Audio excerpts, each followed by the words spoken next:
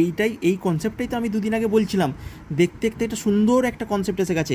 এখানে এ বিতে কী ছিল, একটা 0 ডিগ্রি ছিল, একটা 60 ডিগ্রি ছিল, একটা সিতে ছিল হচ্ছে আমার 90 ডিগ্রি, এইটা আমাদের ছিল ওকে। আর একটা আমাদের অ্যাঙ্গেল ছিল, যাই থাকুক 180 ডিগ্রি দিয়ে দাও।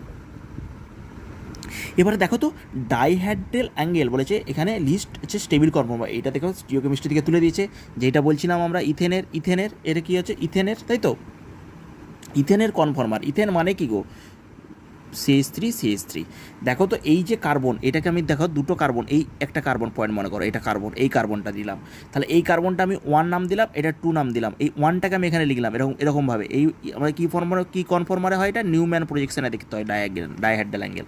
নিউম্যান প্রজেকশন ফর্মুলাতে আমরা ডাইহ্যাড্রাল অ্যাঙ্গেল দেখি হাইড্রোজেনগুলোর মধ্যে। তাহলে এই যে কার্বন দেখতে পাচ্ছ, এখানে একটা হাইড্রোজেন আছে, তাকে 3টে হাইড্রোজেন, 1 নম্বর দেখো, এই তো 1 নম্বর 3টে হাইড্রোজেন লিখলাম, ঠিক আছে। এবারে দেখো এর দুটো কনফর্মার হয়, আমি এই জন্য 1 নম্বর 2 নম্বর আমি এঁকে নিলাম।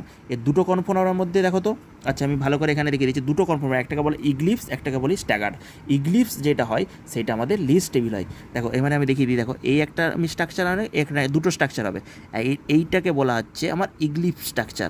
এই যে বন্ডটা দেখতে পাচ্ছি ইথেন, তো ইথেনে মনে করো 1 নম্বর কার্বনে আমি প্রথমে 3টে হাইড্রোজেন আমি ড্র করে দিলাম, 3টে হাইড্রোজেন। এবারে এই কার্বনের সাথে আরেকটা কার্বন আছে, তাই তো এই কার্বনটা এর ব্যাকে তুমি দেখতে পাচ্ছ না, আবার ওই এই যে পয়েন্টটা আছে এর সাথে এই যে আমি যে এই যে আবার এই যে 3টে বন্ড দেবো, দেখো এই বন্ড আর এই বন্ড, তার পেছনের দিকে যে কার্বনটা সেই দিকে উল্টো দিকে আছে, উল্টো দিকের এই যে আমাদের 3টে বন্ড উল্টো দিকের একই, এইভাবেই আমি মনে করো ওই উল্টো দিকে একটা এরকম বন্ড আছে, এইভাবেই মনে করো উল্টো দিকে একটা বন্ড আছে, মানে সামনের দিকে এরকম একটা বন্ড আছে আর পেছনের দিকে, তাহলে কার্বন, এই যে কার্বন এরকম কার্বন এইভাবে এরকম বন্ড আছে, ঠিক আছে। তার মানে ইগ্লিপসটা আমরা কী করি, এখানে 3টে হাইড্রোজেন, 1 নম্বর কার্বন দেখো তো 1 নম্বর কার্বনে 3টে, 2 নম্বর কার্বনে, তাহলে এই হাইড্রোজেন আবার এখানে একটা করে হাইড্রোজেন আমি আবার দিয়ে দেবো, বোঝা গেল।